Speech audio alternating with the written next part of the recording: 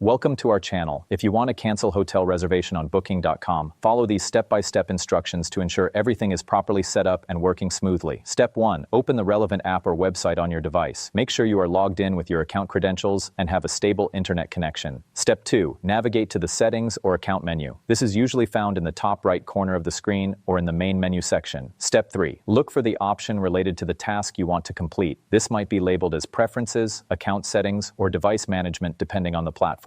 Step 4. Follow the on-screen prompts carefully. Read each instruction and make sure you understand what is being asked before proceeding to the next step. Step 5. Make sure you double-check all settings before finalizing. It is important to verify that each option is configured correctly to avoid any potential issues. Make sure you double-check all settings before finalizing. It is important to verify that each option is configured correctly to avoid any potential issues. Complete the required actions by entering any necessary information or making the appropriate selections from the available options. Step 6. Confirm your changes by clicking the Save, Apply, or Confirm button. Some platforms may require you to verify your action through email or text message. Don't forget to like this video and subscribe to our channel.